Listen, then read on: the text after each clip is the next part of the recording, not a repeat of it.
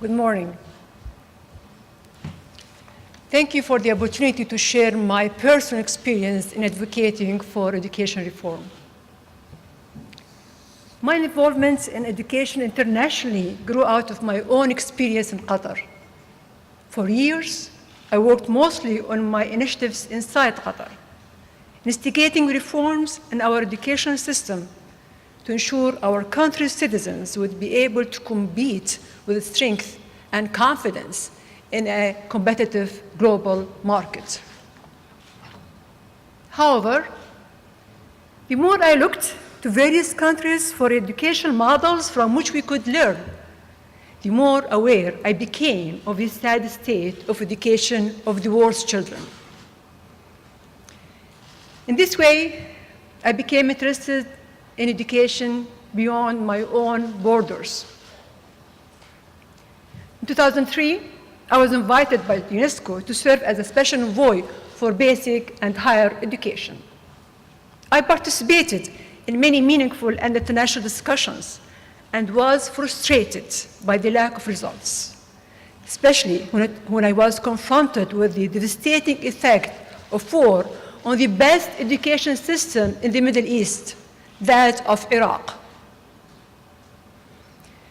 I also learned that education is the key to recovery from conflict. This is a situation that Korea intimately understands. So my early work saw the launch of the Iraqi Fund for Education.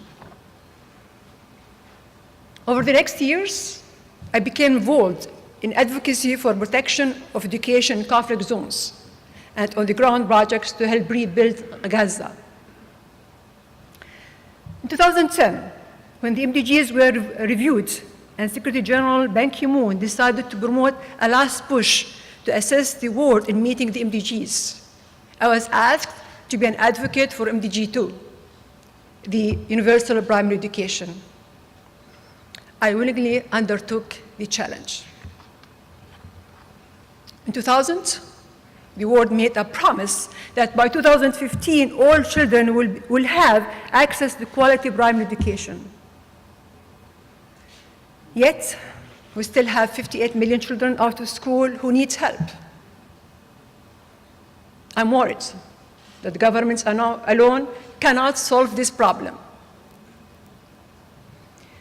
So in 2012, I decided to launch Educate a Child to offer a pragmatic approach to return the focus on these most marginalized and vulnerable children who continue to be denied access to primary education, and to bring the private sector to the table, together with NGOs, development agencies, and governments. Ladies and gentlemen, Educate a Child started working in 9 countries. Today, we are working in 38 countries across Asia, Africa, Middle East, and South America. And I'm determined. I'm determined not to back away from our unfinished agenda. Our approach focuses on 5 fundamental principles. First, we go beyond our usual constituencies. We are working with a wide range of private philanthropists, foundations, and international organizations from the business, energy, and finance sectors.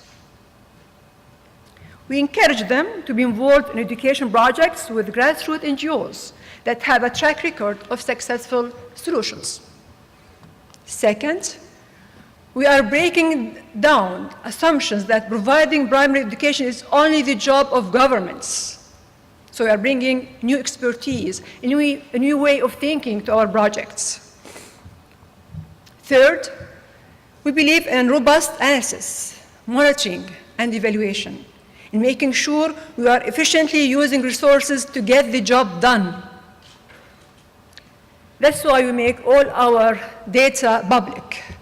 Trusting our transparency, we encourage others to join us. Fourth, we have developed a system that is efficient and targeted. 100% of contributions go directly to projects. Administrative costs covered by our foundation.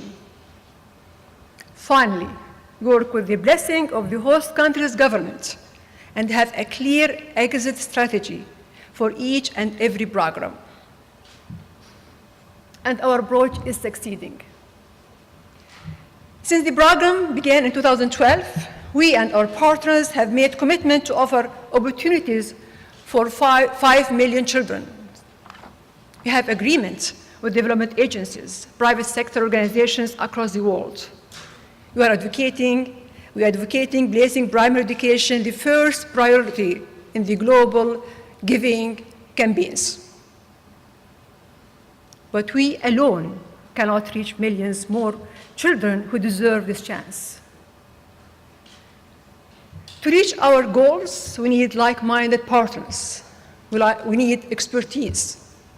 We need more financial resources. Korea is so often seen as a model of private and public investment in education and in economic and social transformation. Korea is the world's second biggest per capita spender on education at 8% of its GDP.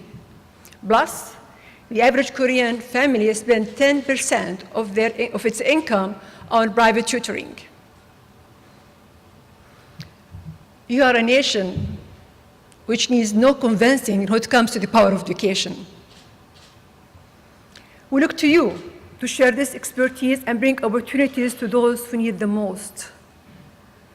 This afternoon's World Education Forum, which has been organized here in Incheon, will be a perfect opportunity for such an exchange.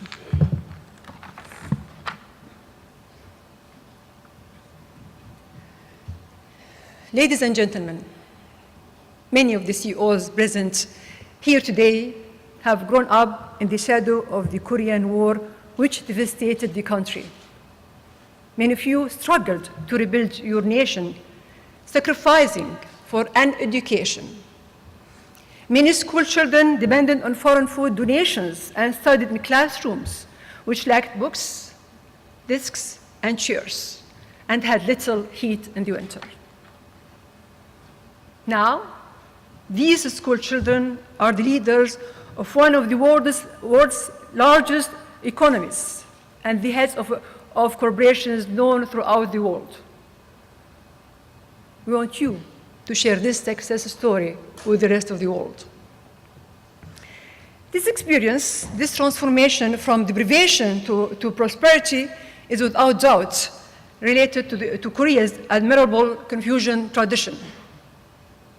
This noble tradition of self-sufficiency and community cohesiveness has been at the core of national development and the catalyst for Korea to achieve unparalleled growth.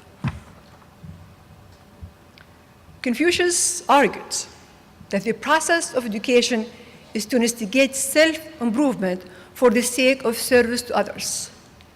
Self-improvement for the sake of service to others, to produce noble men. In.